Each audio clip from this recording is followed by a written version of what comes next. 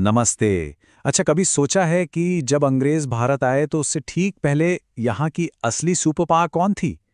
ज्यादातर लोग शायद कहेंगे मुगल, लेकिन सच कहूं तो जवाब आपको हैरान कर सकता है। आज हम मराठों की रोमांचक कहानी में उतरने वाले हैं। एक ऐसी ताकत जो दक्कन की पहाड़ियों से उठी और देखते ही देखते एक विशाल साम्राज्य बन गई। हम देखेंगे कि कैसे वो छोटे से क्षेत्रीय सरदारों से एक अखिल भारतीय शक्ति बनी, जिसने इस पूरे उपमहाद्वीप की किस्मत ही बदल दी। तो ये है आज की हमारी यात्रा का नक्शा। हम मराठों की जड़ों से शुरू करेंगे, फिर महान शिवाजी महाराज के साथ स्वराज की स्थापना का सफर करेंगे, साम्राज्य के विस्तार को समझेंगे, उनकी सेना और प्रशासन के राज जानेंगे और आखिर में उनकी कमाल की सांस्कृतिक विरासत को भी देखेंगे। और हाँ, अंत में एक छोटा सा सारांश और एक मजेदार क्विज भी है।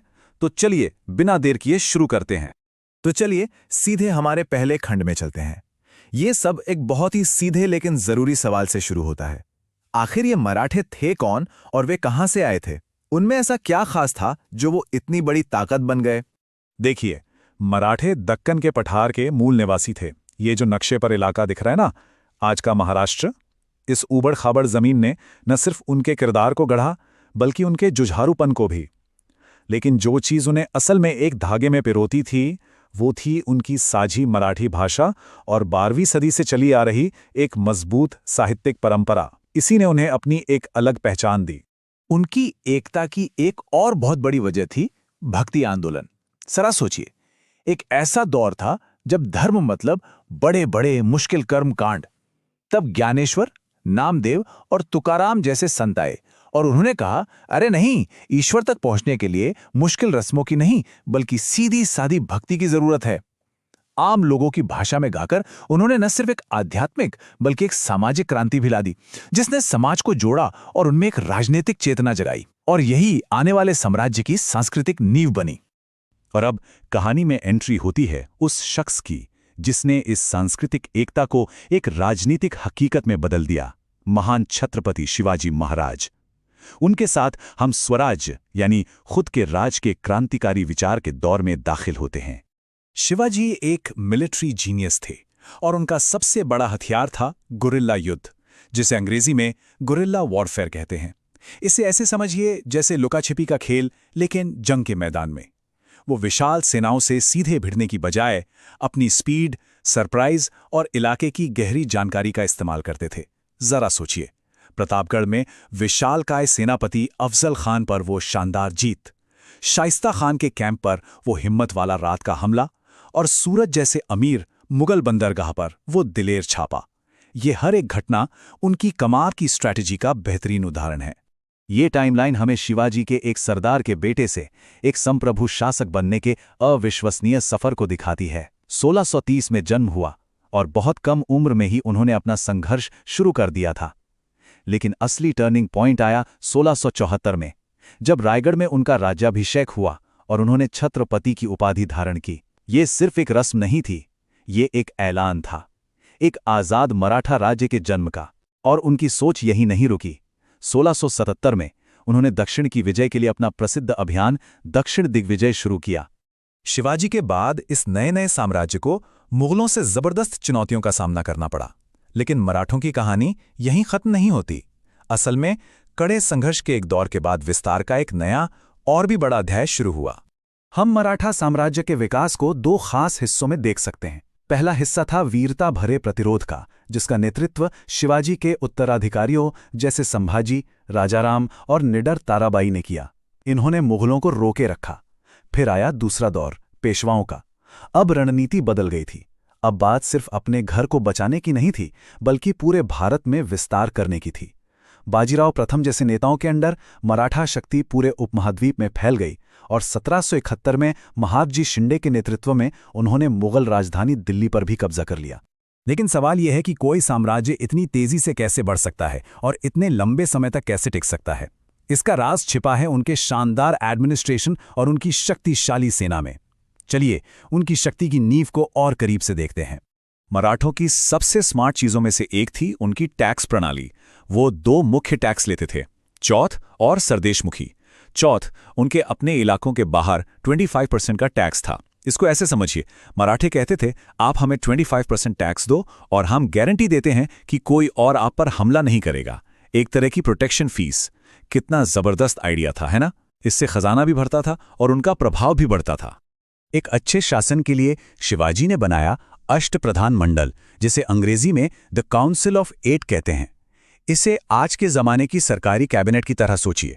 प्रधानमंत्री, रक्षा मंत्री, विदेश मंत्री, सब कुछ। ये 8 मंत्रियों की एक परिषद थी जिसके मुखिया खुद छत्रपति होते थे। हर मंत्री का अपना एक डिपार्टमेंट था, जिससे शासन एकदम व्यवस्थित और प्रभावी ढंग से चलता था। जैसा कि हम यहाँ देख सकते हैं, हर किसी का काम साफ साफ बटा हुआ था। प्रधान थे यानी प्राइम मिनिस्टर, जो जनरल एडमिनिस्ट्रेशन देखते थे, और न्यायाधीश थे यानी चीफ जस्टिस, जो न्याय के लिए जिम्मेदार थे। कामों के इस स्पष्ट बंटवारे ने गड़बड़ी को रोका और उस समय के सबसे मॉडर्न प्रशासनों में से एक को जन्म दिया। मराठा डिफेंस की रीढ़ की हड्डी थे उनके अभेद्य पहाड़ी किले। रामचंद्र पंतमात्य की ये बात सब कुछ कह देती है। किले ही राज्य का सार हैं। ये उनके लिए स्ट्रैटेजिक बेस, खजाना रखने की जगह और मुश्किल वक्त में छिपने की पनाहगाह थे। लेकिन वो सिर्फ डिफेंस में ही माहिर नहीं थे। हमला करने के लिए थी उनकी मशहूर घुड़सवार सेना, जो बिजली की रफ्तार से हमला करके गायब हो सकती थी। जमीन पर तो वो माहिर थे ही, लेकिन उन्होंने समंदर की ताकत को भी बहुत पहले समझ लिया था। अपने लंबे पश्चिमी तट की रक्षा के लिए उन्होंने एक बहुत ताकतवर नेवी बनाई। 18वीं सदी में महान कान्होजी आंग्रे की कमान में ये नेवी यूरोपियन ताकतों के लिए एक बड़ा खतरा बन गई। उन्होंने यूरोपियन कार्टर सिस्टम को सीधी चुनौती दी, जो असल में पुर्तगालियों का एक तरह का समुद्री गुंडा टैक्स था, और हिंद महासागर पर नियंत्रण के लिए सफलतापूर्वक लड़े। लेकिन मराठों की कहानी सिर्फ लड़ाइयों और जीत तक ही सीमित नहीं है। चलिए अब उनके सांस्कृतिक योगदान और उनकी स्थायी विरासत को देखते हैं, जो ये बताता है कि वो सिर्फ योद्धाओं से कहीं ज्यादा थे। मराठा साम्राज्य में महिलाएं सिर्फ दर्शक नहीं थीं, वे नेता थीं, योद्धा थीं और कुशल प्रशासक थीं। यहाँ 2 असाधारण उदाहरण हैं। एक तरफ निडर रानी ताराबाई, एक शानदार जनरल जिन्होंने खुद मुगलों के खिलाफ प्रतिरोध का नेतृत्व किया, और दूसरी तरफ धर्मपरायण और बुद्धिमान अहिल्याबाई होलकर, जिन्होंने इंदौर से लगभग 30 साल तक बेहतरीन शासन किया और पूरे देश में काशी विश्वनाथ जैसे महत्वपूर्ण मंदिरों का पुनर्निर्माण करवाया। 2 महिलाएं, 2 अलग-अलग भूमिकाएं, दोनों ने मिलकर इतिहास को एक नई दिशा दी। मराठों की विरासत संस्कृति, विज्ञान और नागरिक समाज में भी बहुत गहरी है। उन्होंने संस्कृत और मराठी भाषाओं को बढ़ावा दिया। तंजौर में उन्होंने धन्वंतरी महल की स्थापना की, जो एक ऐसा अस्पताल था जहां मुफ्त इलाज होता था। उस जमाने के हिसाब से ये एक बहुत बड़ी बात थी। और उनकी न्याय व्यवस्था, जो पंचायतों पर आधारित थी, बहुत ही कुशल और दयालु मानी जाती थी। और इसी के साथ हम मराठों के इतिहास की अपनी यात्रा के अंत में पहुंच गए हैं। चलिए अब तक हमने जो भी सीखा उसे फटाफट एक बार दोहरा लेते हैं, और फिर एक छोटा सा टेस्ट भी है। देखते हैं कि कितना याद रहा।